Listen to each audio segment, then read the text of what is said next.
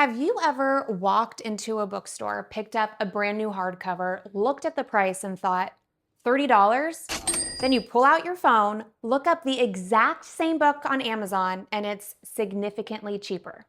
Same author, same publisher, same hardcover. So what's going on? Is your local bookstore charging you more? Not exactly. Because here's one of the biggest misconceptions about bookstore prices. Your local bookstore did not decide that your new hardcover should cost $30. The publisher did. So who actually sets the price of a book?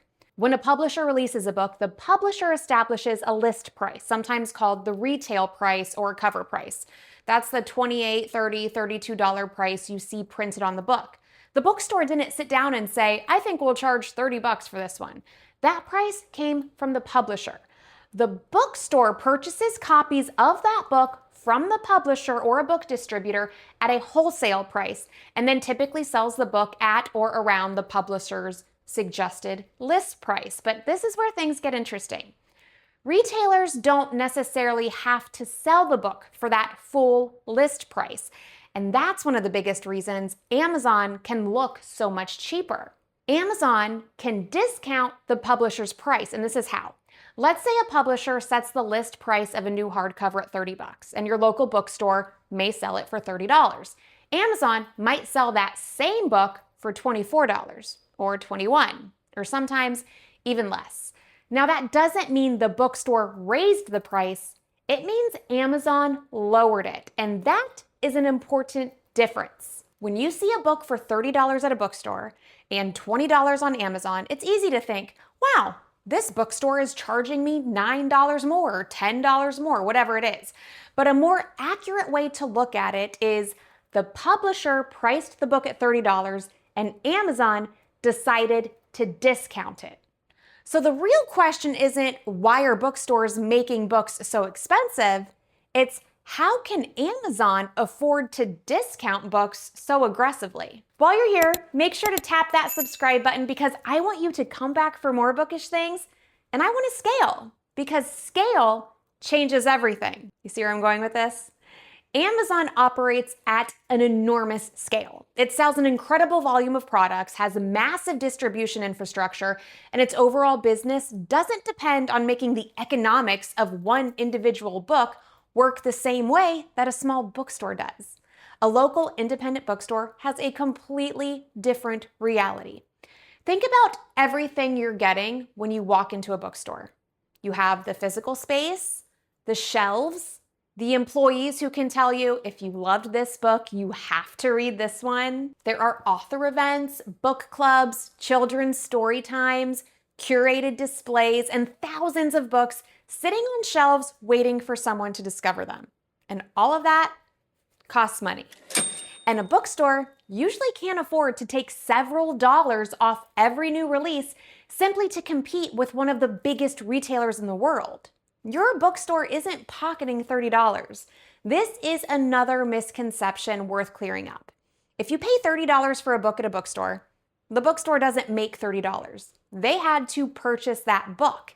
And whatever remains from the sale has to cover employees, rent, utilities, credit card fees, inventory, insurance, events, and all the other expenses involved in operating a physical business. Amazon's lower number is the discount. So is buying books on Amazon bad? I don't think this needs to be an all or nothing conversation. Yes, Amazon is very convenient, and sometimes the price difference does matter. If you're buying several books or you're on a tight budget, saving $5 or $10 per book can add up pretty quickly. But there's also something worth understanding. Where you buy your books helps determine what kind of book buying world exists in the future.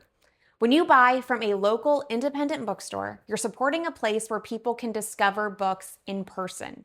You're supporting booksellers who actually know the books on those shelves. You're supporting author events, recommendations, community spaces, and a local business. And if you're thinking, that's great, but I still really like buying books online, there is another option that you should know about. You can buy from independent bookstores online. It's called bookshop.org. Bookshop.org lets you order books online while supporting independent bookstores.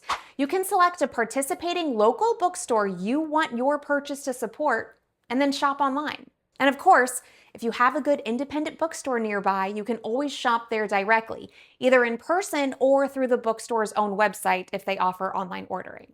And if you're wondering why bookstores sell all that cute stuff, this helps explain that.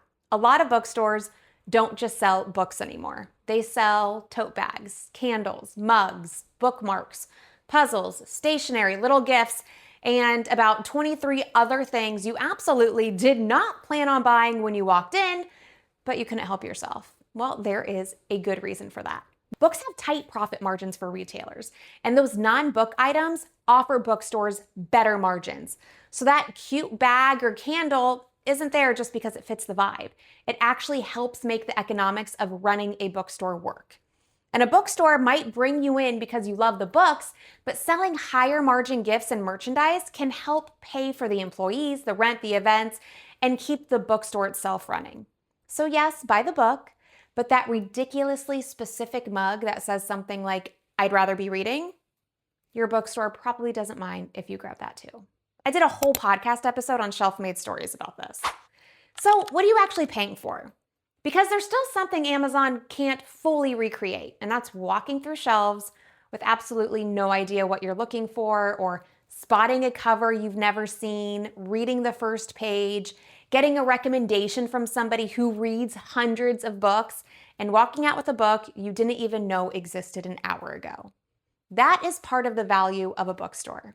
So the next time you see a hardcover for $30 at your local bookstore and half of that on Amazon, remember, the bookstore didn't decide that the book was worth $30. The publisher set the list price.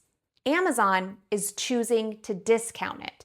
And Amazon's enormous scale gives it much more room to do that than your neighborhood bookstore has. So then you get to make the decision. Do you want the lowest price? Do you want the convenience? Or do you want part of that purchase to support the bookstores you want to still be around 5 or 10 years from now? Sometimes the answer might be Amazon. Sometimes it might be bookshop.org. And sometimes it's worth walking into your local bookstore and paying the price printed right there on the cover. If you're the kind of person who finds the weird business behind books almost as interesting as the books themselves, make sure you subscribe to this channel because there's a lot more happening behind those shelves than you might think.